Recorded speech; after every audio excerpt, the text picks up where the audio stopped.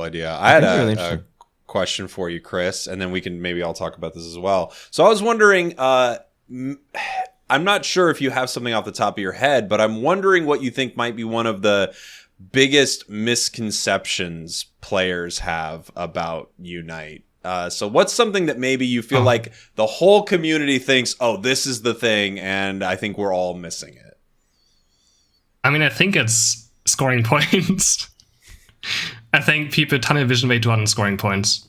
I was going to be honest. And then they show up as level 11 on Zapdos because they try to run into goals, dying over again, trying to get those scores in. They're level 11 for the Zapdos fight.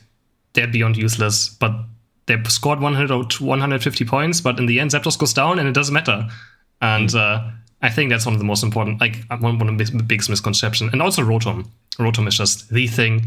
I feel like that never does anything. It just baits your team into bad fights.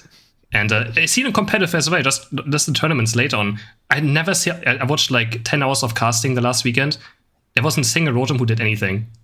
Like, it's a bit of map pressure, but like in the end with Hooper now, people just hyperspace between top and bot. It just gets defended.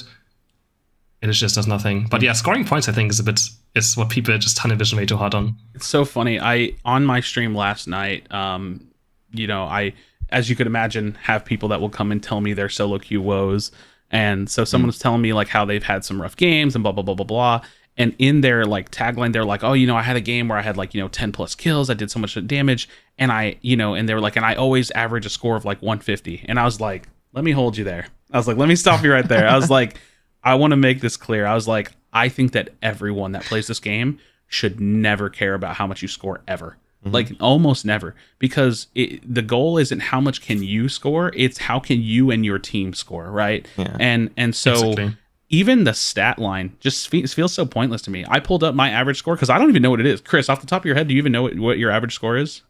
No, of course you don't. Like 90 maybe. Yeah, but like the point is, sometimes I look at it like in the corner of my eye, but it's nothing ever paid. It's exactly, like and that's the point, because you would never look at it intentionally because it doesn't mean anything really. Yes. And so I pulled mine up and I was like, oh, it's 90. I was like, cool, like whatever. Yeah, like, I think I'm similar. Exactly. And so and so I kind of like I was trying to make that correlation of like basically saying the same thing, like don't worry about it. Like play the game fundamentals, like hold your off lanes, like protect goals, like show up to objectives. Like when you play the game fundamentally, that's how you earn wins and not a high average score. So no, I completely agree. I do think that ironic enough, the game's literal win condition is also the biggest misconception that people I think the same thing. Like I get the same thing. I get people saying like, I score like 150 points a game, but I can't win. And they're like, I'm playing like Pikachu. It's like, why are you scoring 150 points a game on Pikachu? Exactly. Like hit the enemy. Stop it. Stop split pushing.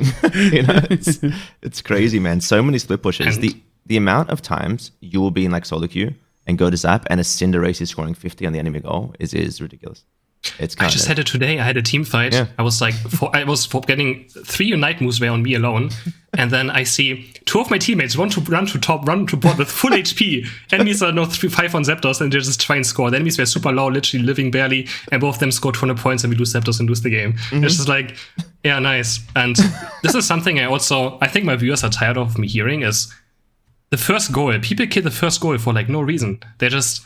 the goal is there. If we destroy it, the goal is down. It has to be good, right? Like League of Legends, you kill a turret, everyone gets gold, it's good. But like in Unite, it's such a disadvantage to kill a goal this early into the game. Yes. And people don't really know what to do with it. They kill a goal, they all run away towards the other side of the map. They completely do nothing with it. And it's like the most frustrating thing. You have like you play solo queue, right? You have like 4 carries that need experience that can farm, that can't split push. And they just kill the goal, and suddenly you have no farm anymore. And suddenly, your Cinderace is going to be level 11 on Zapdos, your Greninja is going to be level 12, because you have nothing to farm anymore. And this happens almost every single game. Whenever someone kills a goal at like 720, I die on the inside. Instantly. Unless they like a split pusher, right? But no one ever does that. No one ever split pushes, pressures the enemy or dinos.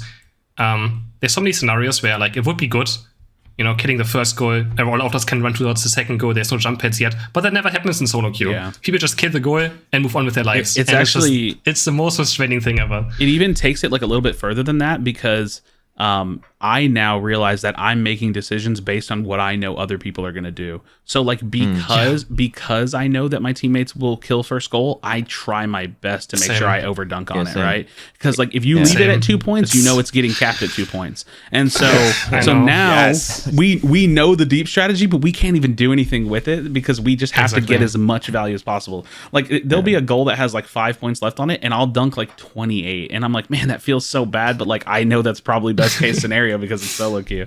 So yeah. Can I make like a small public service announcement here? All right, guys. Sure. If you are in the top lane and there's 5 enemies pushing a rotom to your goal and it has like 10 points, just let it in.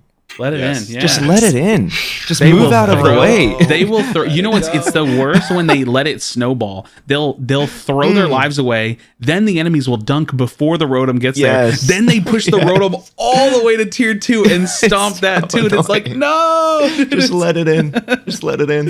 It's crazy.